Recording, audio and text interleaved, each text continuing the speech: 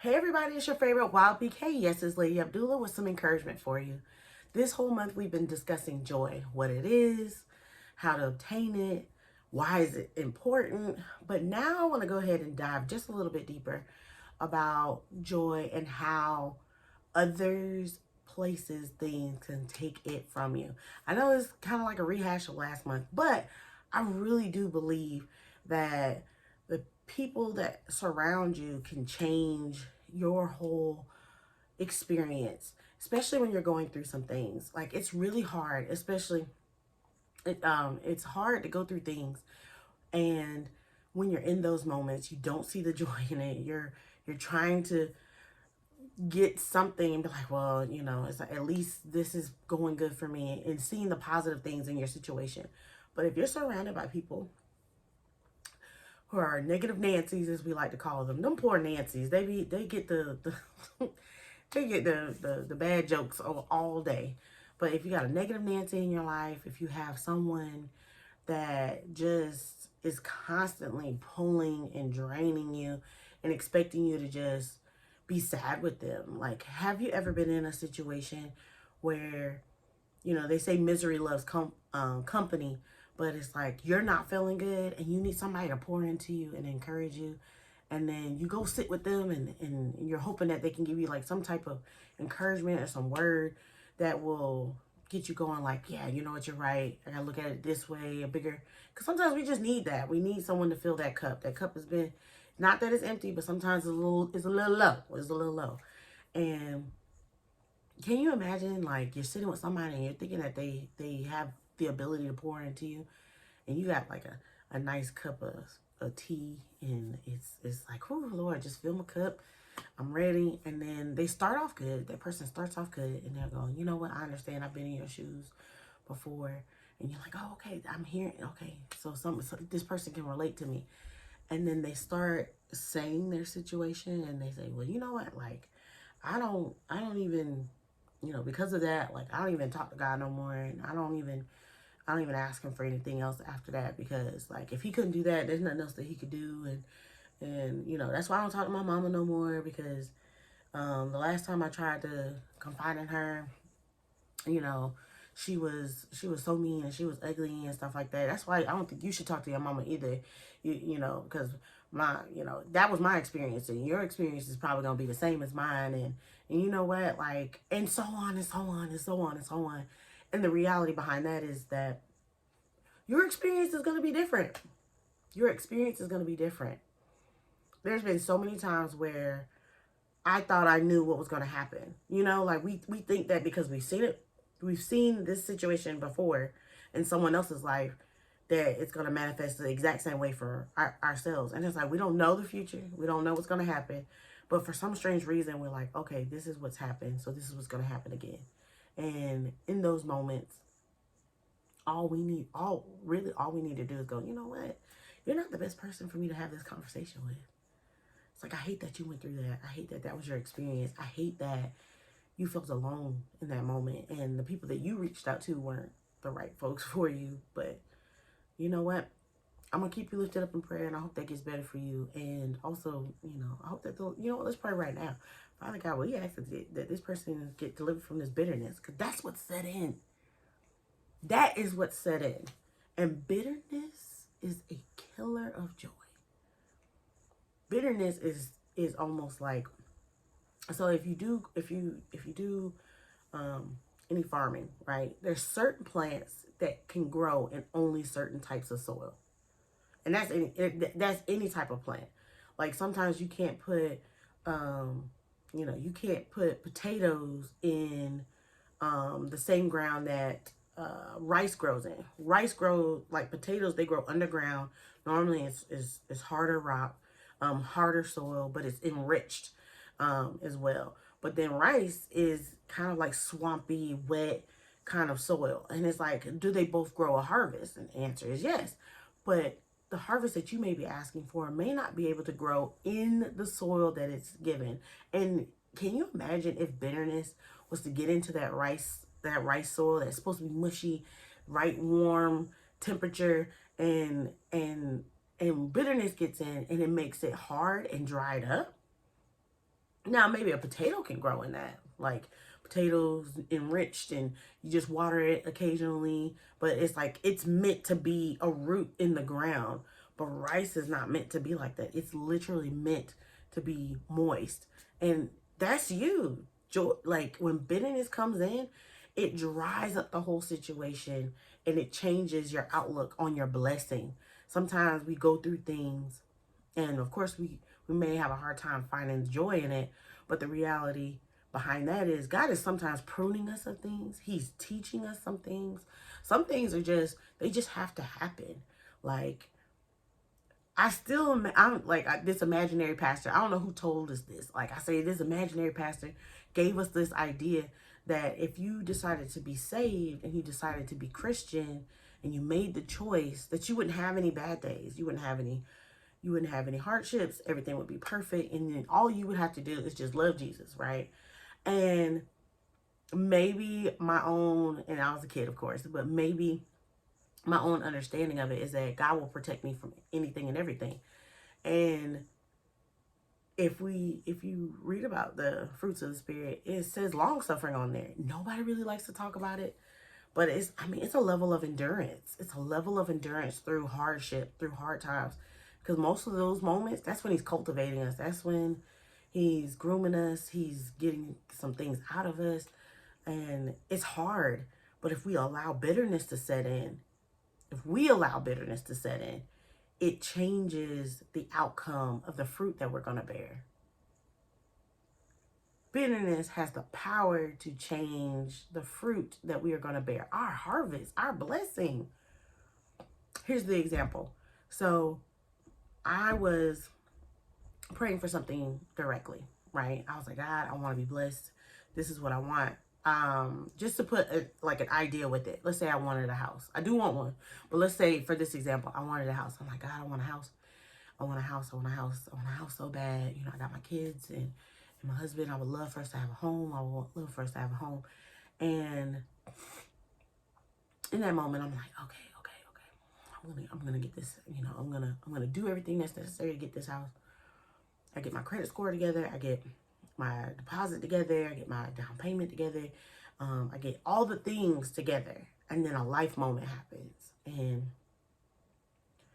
I'm having to use the deposit and the down payment on undoing this situation. I have to use the deposit to buy a new car because there was a car accident. And it's like, I didn't have it, you know. It's like now we have to use the deposit or the down payment on the house on the car, and it's like, God, I wanted a new car, and it's like, well, I mean, a new house, and it's like, I want a new house. Like, why would I get all these things together just so that I can get this new house? And I was like, and then not be able to get it. Like, this is frustrating. Or every time that I tried to apply for the loan for the house, and it's like, this house wasn't right. This house wasn't right. This house wasn't right. We did a bid on this one. It got snatched up from underneath us. This one. And it's like, you're going through the motions trying to make something happen. You're like, God, if this is for me, let it be for me. You know, let it be for me. But if it's not, then just tell me so I can stop asking for this thing. And it's like that moment right there. That's where bitterness can saturate your heart, saturate your desires. Now, two things just happened. Now, let's go back through the story. Two things just happened. I totally missed that in tragedy, I was able to get a new car. Now, if I would have got the new house, the other thing is that I may not have been able to pay for the car. Because if you're buying a house, they specifically tell you not to make any large purchases. If we would have gotten into the accident, lost the car, we would have had to make the purchase for the car. Because what if that's the only car I got?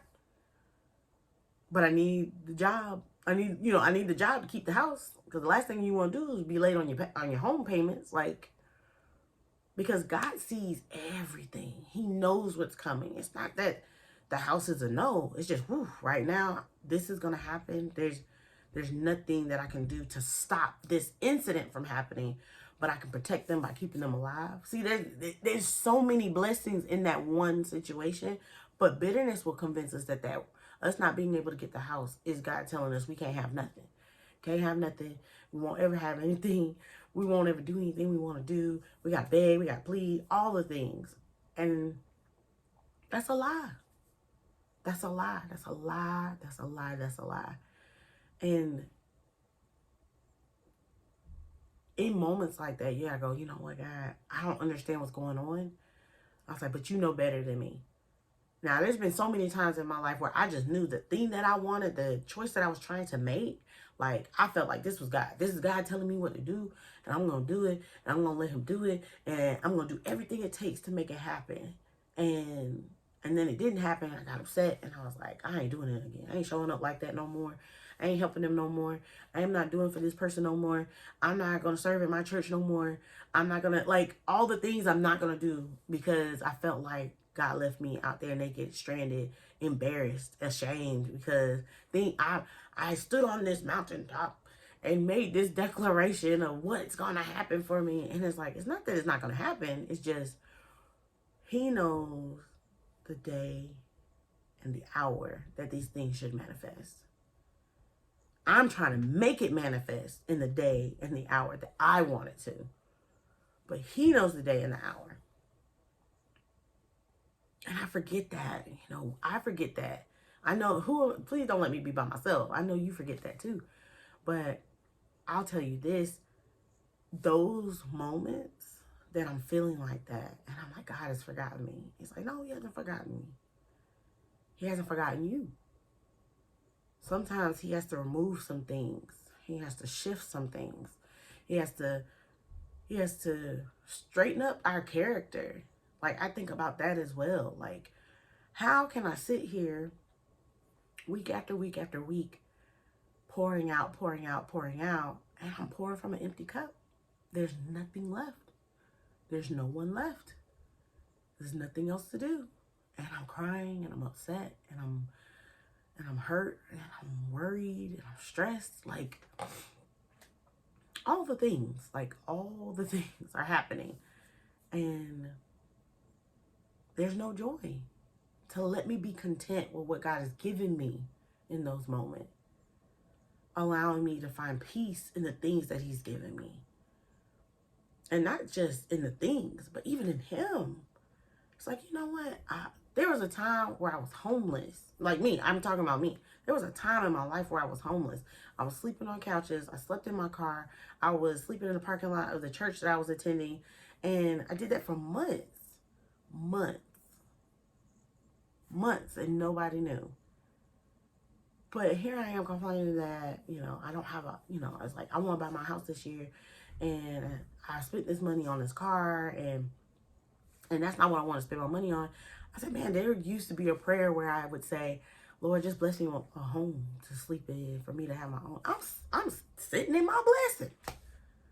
I'm still this is a prayer from back in 2008, 2009. Like, I couldn't afford an apartment. I was making $7.35 an hour, and I was working part-time at BBW for less than 20 hours a week. I couldn't afford an apartment back then. Like, even though rent was cheap back then, I still couldn't afford it. I was bringing home like $250 every 2 weeks. There was no way. No way. And it's like, God, you brought me through all of that. And it's like, so even if I don't have the house right now, even if I don't have the dream house, the dream home, and this is just for an example, whatever your dream is or whatever your desire is, whatever thing that you feel like would bring you joy, even if it's you lost a loved one and you're hoping, you can't bring them back. For some situations, you can't bring them back. And there's other situations where you felt like they were ripped from you. It's like, it's a loved one, and you're like, man, God, why did you pull them from me? And it's like, you don't know the consequences of that person staying. Like, I'm so thankful that the Lord pulls a couple of people away out of my life. I would not be where I'm at right now. Not that it's perfect, not that everything is 100%. It's just, I would have been in a dark place. I would have been in a place where I probably wouldn't be here anymore.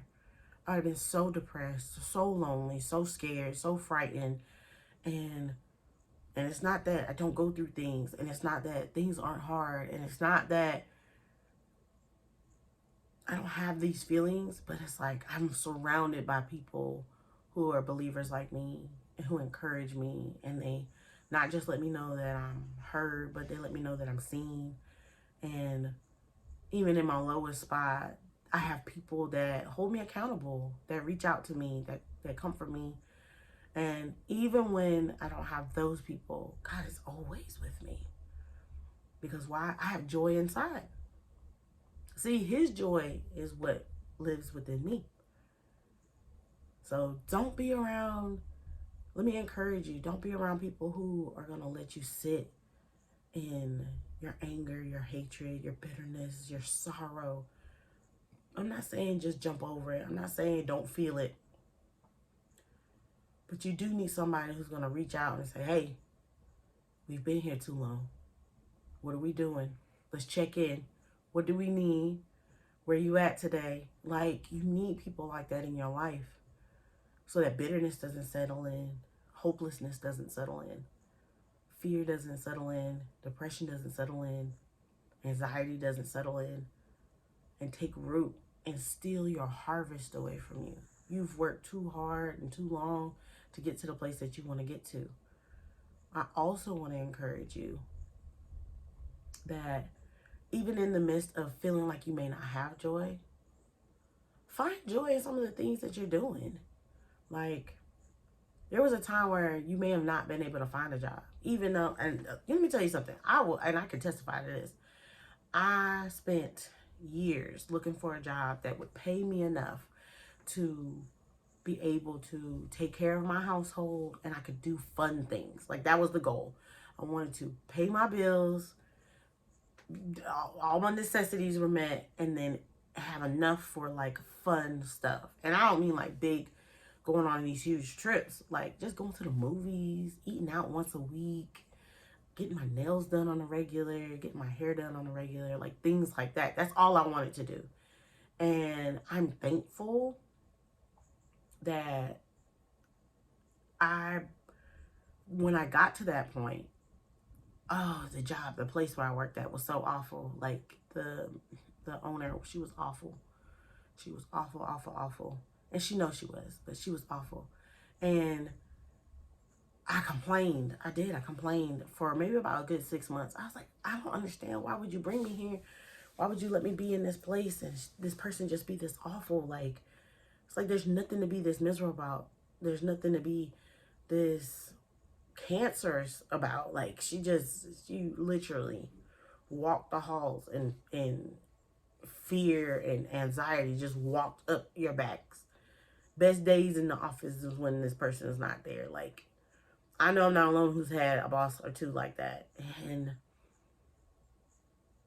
even in those moments, it took me a while to find it. But then I was like, you know what, God? I was like, there was a time I was praying for this job. I was praying for a job for all my needs to be met. And it's like, I'm able to still do that. I'm still able to take care of myself. I'm still able to provide for my household. I could still do some weekend gatherings, and I got to witness some things. Like, I still got to do, I felt like for the first time I got to live life. And it's like, it just was terrible Monday through Friday. But finding the joy in that kept me going. Finding the joy that things were okay. They weren't great, but they were okay. And it's okay that they're just okay. And God's still providing from that situation as well. Like, it's okay to still find joy in hard moments, challenging moments. So yeah, that's my thing. But be leery of people who get joy out of your misery. They are out there. There's a show. Oh my gosh, I can't think of the name. Something within the shadows. I can't think of it. My sister loves this show. And there's a vampire. He's not really a vampire, but he's a vampire on there. And what he likes to do is get in the office and like zaps everybody's energy by making them like unhappy. And those people are real.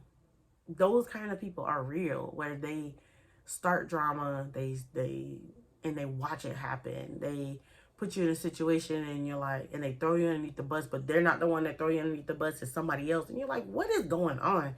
It's this vampire zapping your energy and like getting full fulfillment from it. And that's a form of witchcraft as well. People like to just eliminate, just say like, oh, witchcraft is just, you know, cauldrons and witches around a pot of oil and bubble and all that kind of stuff. And it's like, that is a cartoon depiction of what's happening. But it's like, even just someone who enjoys running gossip and watching people fall apart with the gossip. That's witchcraft. That's a form of witchcraft. And you don't want to surround yourself around people who take pleasure in your misery. You don't want to do that. Because if they can't pour into you something that's encouraging, uplifting, and even just to love on you, you're like, hey man, I know it's tough, but you're doing a good job. Hang in there. Like, I love telling another mom, like when they're running around and they're trying to do stuff, and you know, like birthday parties. I have a whole nother level of respect for moms and birthday parties, but we don't get to sit down. We don't get to eat. Because by the time all the festivities are going on and stuff like that, we haven't spent any time with the kid. We are just running. Or dad, because there's some dads that this is their thing as well. But by the end of it, everybody's like, oh man, I had a great time, blah, blah, blah. Because everybody else got to congregate and commune and stuff like that. And then I like to go to the parent who put on the party, and they're like, hey, you having a good time? I was like, yeah. And I go to them and be like, good job, mom.